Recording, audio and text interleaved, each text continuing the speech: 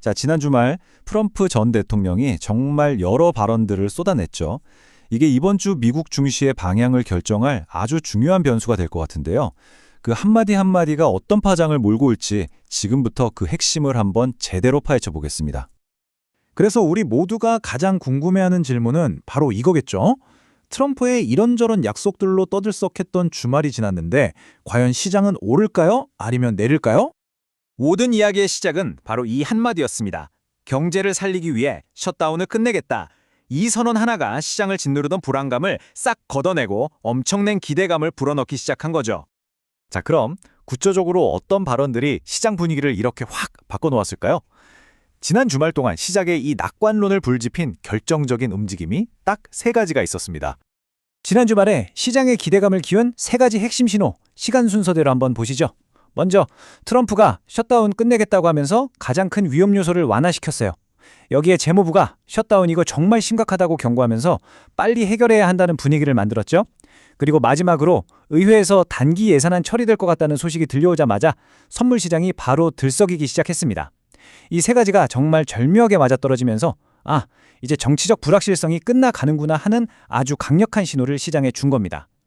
그럼 이제 이런 정치적인 신호들이 구체적으로 어떻게 시장의 상승 랠리, 즉 강세장으로 이어질 수 있는지, 투자자들이 왜 갑자기 이렇게 낙관적으로 변하고 있는지 그 이유를 좀 더 깊이 들여다보겠습니다.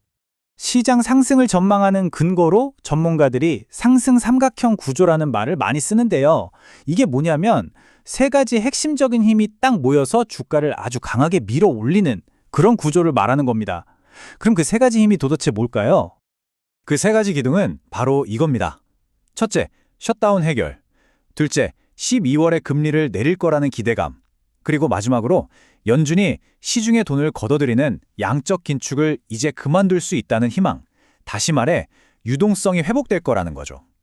이 세 개의 톱니바퀴가 완벽하게 맞물려 돌아가면서 상승장에 대한 기대감을 한껏 키우고 있는 겁니다.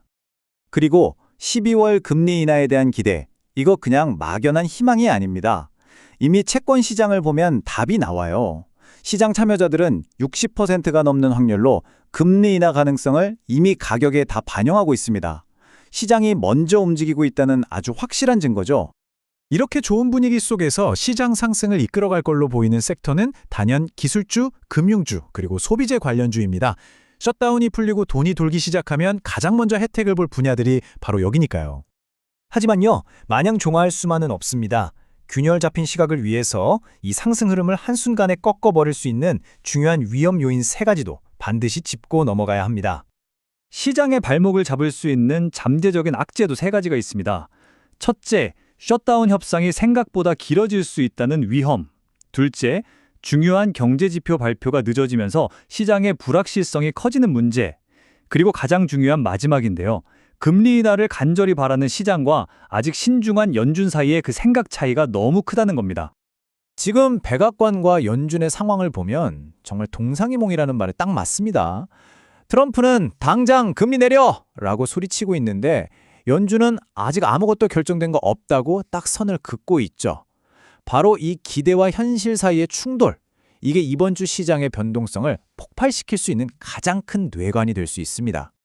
자, 그렇다면 이 강력한 낙관론과 또 만만치 않은 위험 요인들을 다 고려했을 때 이번 주 시장에 대한 최종 결론은 어떻게 내릴 수 있을까요? 결론부터 명확하게 말씀드릴게요. 이번 주의 핵심 키워드는 변동성 속 상승입니다. 이게 무슨 말이냐면 시장은 오르긴 오를 텐데 그 과정이 절대 순탄하지는 않을 거라는 뜻입니다. 이번 주 흐름을 대략 예측해보면 이렇습니다. 월요일, 화요일은 다들 좀 조심스럽게 시작할 거예요. 그러다가 수요일, 목요일쯤에 강한 매수세가 들어오면서 상승 동력을 제대로 받을 겁니다. 하지만 금요일에는 이익을 실현하려는 물량이 나오면서 약간의 조정을 받을 가능성이 있어 보입니다. 그렇다면 우리는 어떻게 대응해야 할까요? 핵심 전략 세 가지를 꼭 기억해 두세요. 첫째, 셧다운 관련 뉴스는 정말 실시간으로 계속 확인하셔야 합니다. 둘째, 주도주에 투자하는 건 좋지만 변동성에 대비해서 방어주도 일부 섞어두는 게 현명합니다.